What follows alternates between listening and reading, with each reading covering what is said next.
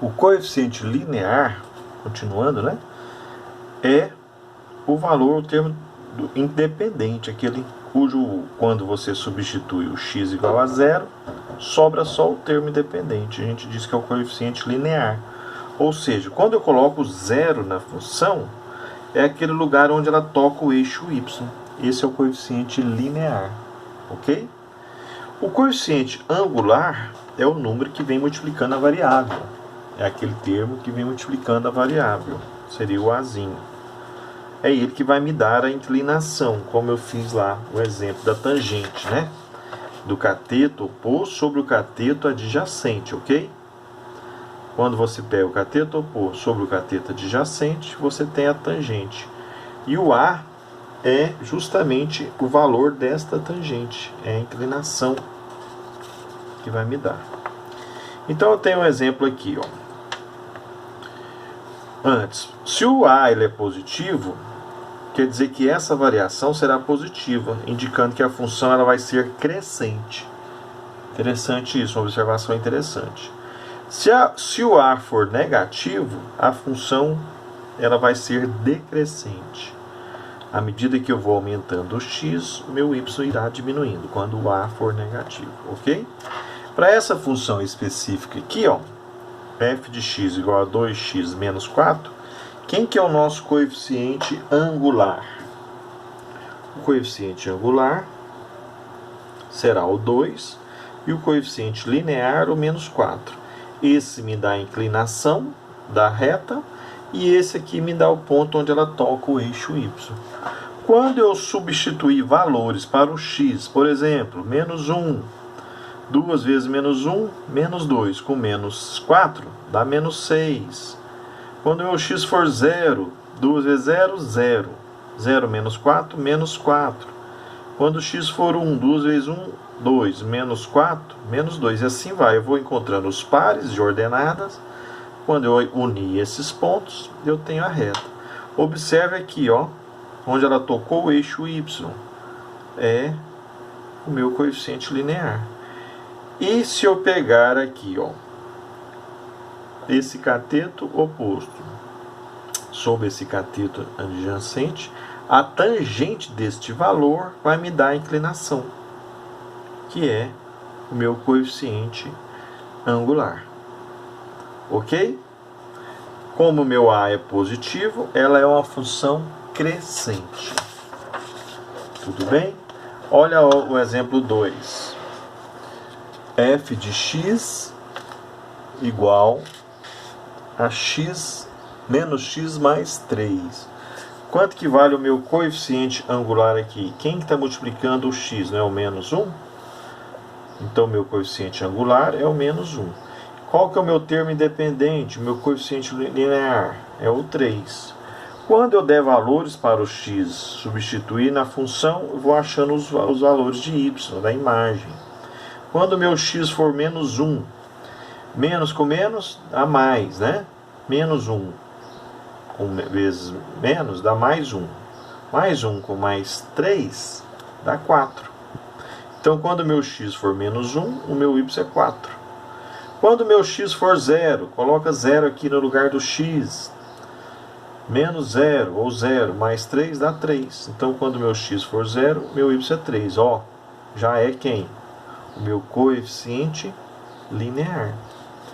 Percebam que quando eu unir os pontos, essa reta ela vai o quê? Decrescer. À medida que eu aumento o x, o meu y vai diminuindo. Por isso que ela é uma função decrescente. E uma última situação, pessoal, que ele vai falar logo na frente, seria a função constante. Apesar dela não ser considerada uma função de primeiro grau, porque o A vai ser 0, mas a reta, né, o gráfico dela é uma reta paralela ao eixo x. Então, por exemplo, se eu tiver uma função f de x igual a b, um número constante, f de x igual a 3, por exemplo, ou f de x igual a 4, a minha reta é uma reta paralela ao eixo x. Ok? Essa a gente diz que é uma função constante. Tudo bem? Outra função importante, em particular, das funções, a raiz. A raiz da função é aquele valor onde ela toca o eixo x. Ok? Então eu vou igualar a função a zero, isolo o x e acho a raiz. Nesse caso aqui, por exemplo, ó, vamos aproveitar essa função aqui.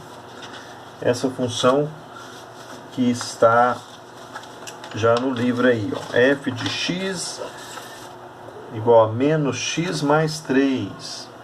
F de x igual a menos x mais 3. Como que eu faço para encontrar a raiz ou zero da função?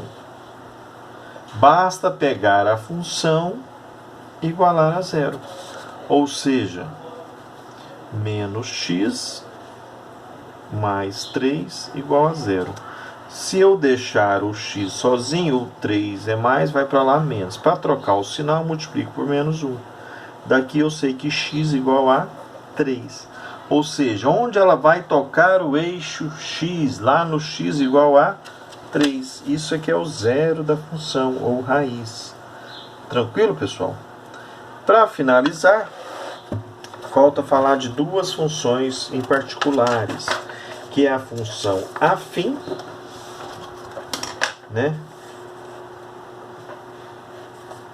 A função afim e a função linear. Bom, a função linear, ela é cujo o coeficiente linear ele é igual a zero. Basta o coeficiente linear ser igual a zero, a gente tem uma função linear. Perceba que quando o coeficiente linear é zero, ela vai tocar na origem do plano cartesiano. Esta é a função afim. E a função identidade, né? Ela é uma função particular ainda da função linear. Além do coeficiente linear ser zero, o coeficiente angular é 1. O coeficiente angular é 1. Então nós temos f de x igual a x. Essa a gente chama de função identidade. Identidade. Ou seja, aquela função que o valor do y é o próprio valor do x. Se eu coloco no x aqui igual a 3, o meu y também vai ser 3. E o que é interessante observar é que esse ângulo, a inclinação do ângulo, se você pegar, por exemplo, você sabe que o coeficiente angular ele é a tangente do ângulo, não é isso? A tangente é o cateto oposto sobre o adjacente. Se eu pegar o oposto aqui, que é 3, e dividir pelo adjacente, que é 3, fica tangente do ângulo igual a 1. Qual que é o ângulo cuja tangente é 1? Não é o 45 graus? Pronto. Você tem a reta, que é a própria bissetriz dos quadrantes ímpares. Tranquilo, pessoal? Com isso, a gente encerra a teoria da função polinomial do primeiro grau. Agora vamos partir para os exercícios, ok?